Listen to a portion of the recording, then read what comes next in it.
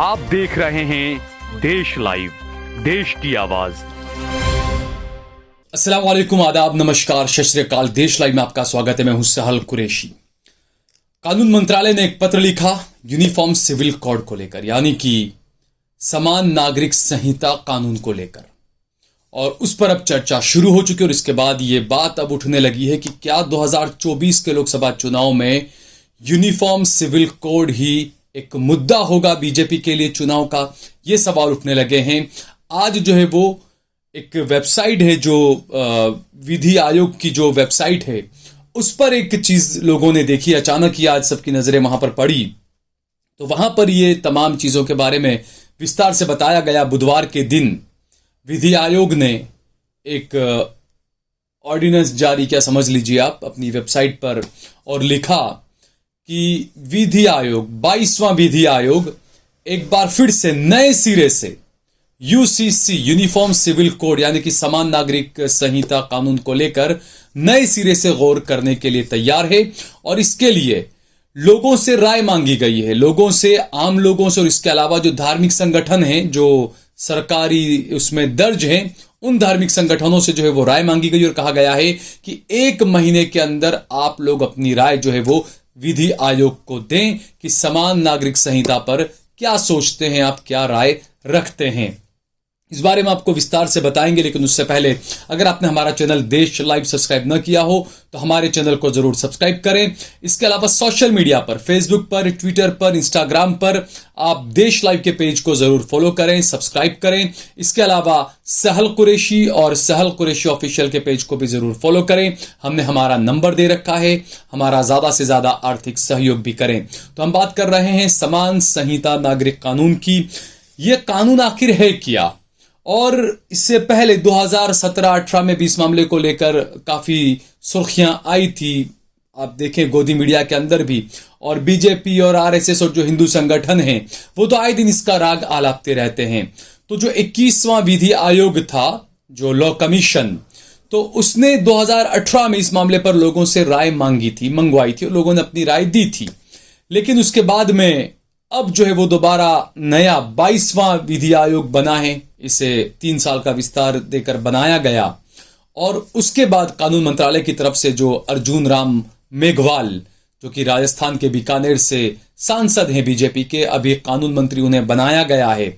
आगे आपको यह भी बताएंगे कि कानून मंत्री क्यों बनाया गया, क्या फायदा इससे बीजेपी से होगा इस पर। क्योंकि मोदी और शाह जो भी फैसला लेते हैं, अगर किसी मोहरे को कहीं बैठाना है तो वो एक तीर से कई निशान करते हैं। ये हम लोगों को इस बात का ध्यान रखना चाहिए। तो उस मामले में उनको मंत्री बनाया गया, और उसके बाद उनके मंत्रालय की तरफ से एक पत्र दोबारा जारी किया गया। और उसके बाद में अब विधि आयोग ने यह कहा कि हम नए सिरे से इस मामले पर हम चर्चा करेंगे, और लोगों से हम मशवरा, राय इसमें पूछेंगे, और 1 महीने के अंदर लोगों को अपना राय मशवरा देना होगा विधि आयोग को। लॉ कमीशन की वेबसाइट पर जो लिखा गया है वो आपको बता दें हम। लिखा गया है कि उसने यूसीसी की जरूरत पर नए सिरे से गौर करने का फैसला किया है, और लोगों एवं मान्यता प्राप्त धार्मिक संगठनों के सदस्यों सहित विभिन्न लोगों के विचार आमंत्रित किए हैं, जो कि 1 महीने के अंदर देने होंगे। इससे पहले हमने जैसे बताया कि 2018 में भी इसे लेकर विधि आयोग ने लोगों से अपनी अपनी राय मांगी थी। उन तमाम राय को 22वें लॉ कमीशन ने फिलहाल ये कहते हुए रखा है कि भाई ये 3 साल से ज्यादा का वक्त हो चुका है, इस वजह से हम नए सिरे से इस पर बात करेंगे। तो क्या 2018 में जिन लोगों ने राय दी थी, क्या उनकी राय को माना जाएगा, या उनकी राय को बिल्कुल अब खत्म कर दिया जाएगा? वो राय कैसी होगी, किनकी राय होगी, हम समझ सकते हैं। दूसरा, अब जो राय लोगों से मांगी गई, 1 महीने के अंदर लोगों को अपनी राय देनी होगी, लोग देंगे अपनी राय, उसमें लोग बताएंगे, जो सामाजिक धार्मिक संगठन है, जो रजिस्टर्ड हैं, वो भी अपनी राय देंगे, और इस पर नए से जो है अब चर्चा शुरू हो चुकी है। और कई लोग ऐसे हैं, और ये हकीकत एक चीज मैं सोच रहा हूं कि इसको लेकर मैं एक प्रोग्राम भी करूं, कि कई लोग ऐसे होते हैं जो आप पूछें उनसे कि भाई Modi ji uniform civil code लाना चाहते हैं, क्या कहेंगे आप? तो कहेगा हाँ बहुत अच्छा है, आना चाहिए uniform civil code, Modi ji ला रहे हैं तो अच्छा ही होगा। लेकिन जब आप उससे पूछें कि भाई यूनिफॉर्म सिविल कोड होता क्या है, बताएंगे आप जरा, वो कहेगा नहीं हमें नहीं पता। तो ये हाल इस देश के ज्यादातर लोगों का दोस्तों।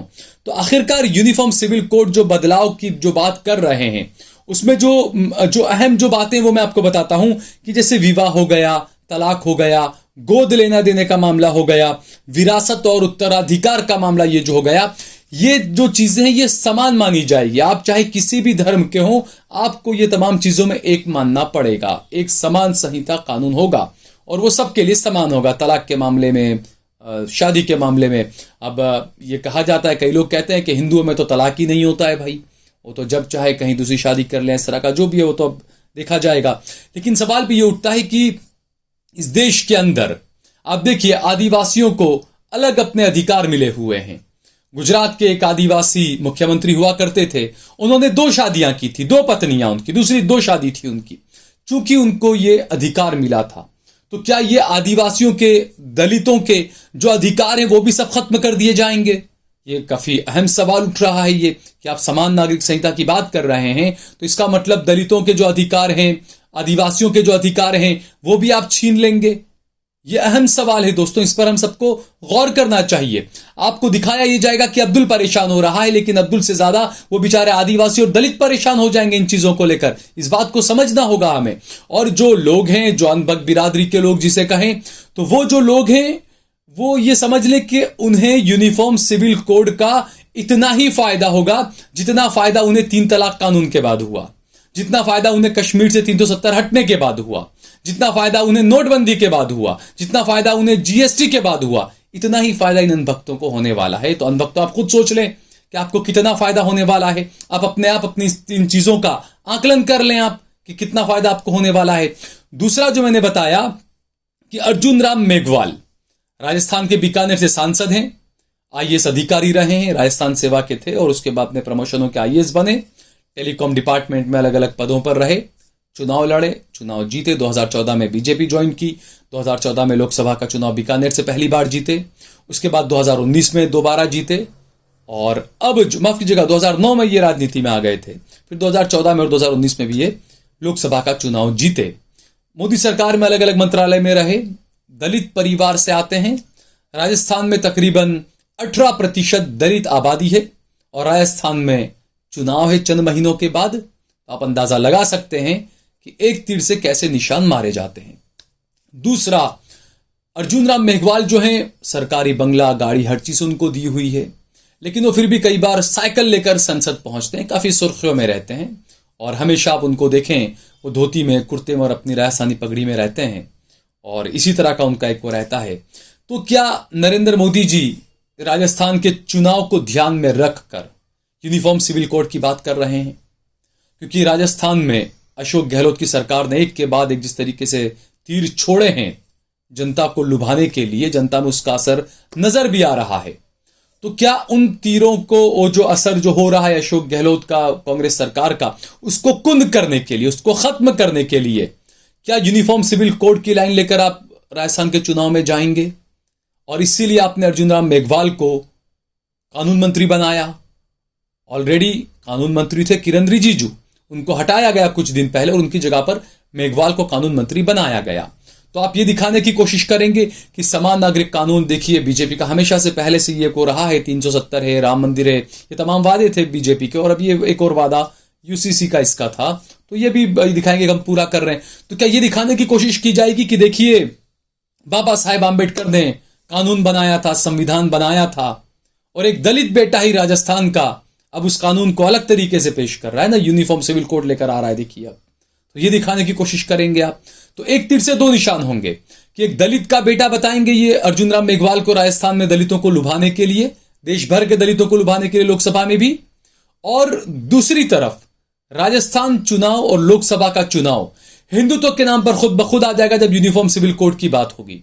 मैं यही कहूंगा कि यूनिफॉर्म सिविल कोड जो है, मेरे सारे हिंदू भाई, जो जैसा मैंने बताया कि लोगों को पता भी नहीं है उसमें क्या होता है, तो आप खुद पहले समझें, पहले जांचें, पहले देखें और उसके बाद आप फैसला करें कि इससे आपको क्या फायदा होने वाला है।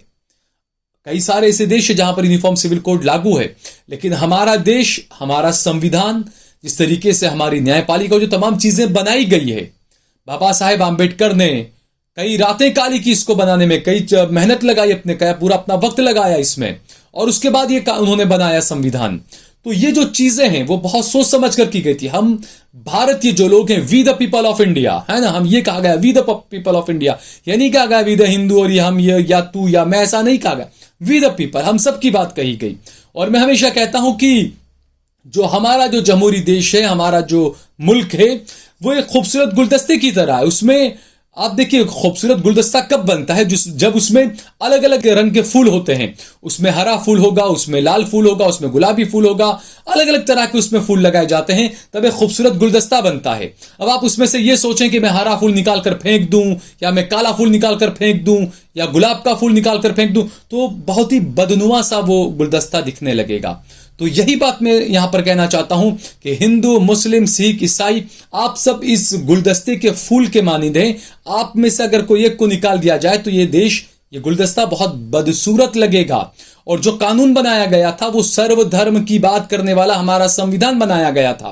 तो ये जो चीजें आगे बढ़ रही, एक तरफ आप यूनिफॉर्म सिविल कोड की बात करते हैं, हिंदुओं को खुश करने की कोशिश करते हैं कि देखिए मुसलमान लोग शादी ज्यादा करते हैं, लेकिन आप रेशियो उठाकर देखें, मुसलमानों से ज्यादा 2 शादियां हिंदुओं में होती है। सरकार का रिकॉर्ड है ये।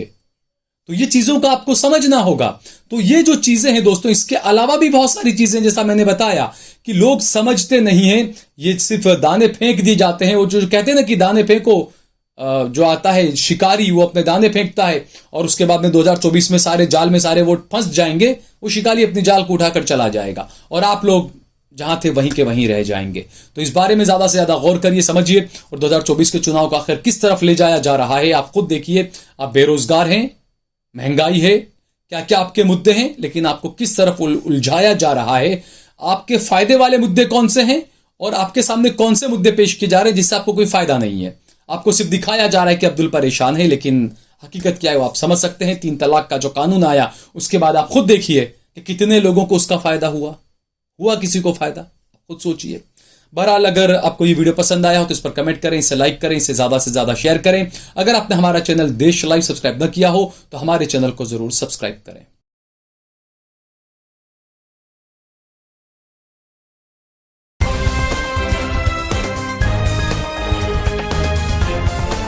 देश और दुनिया की तमाम छोटी और बड़ी खबरों के लिए हमारे चैनल को सब्सक्राइब करना न भूलें और बेल का बटन जरूर दबाएं।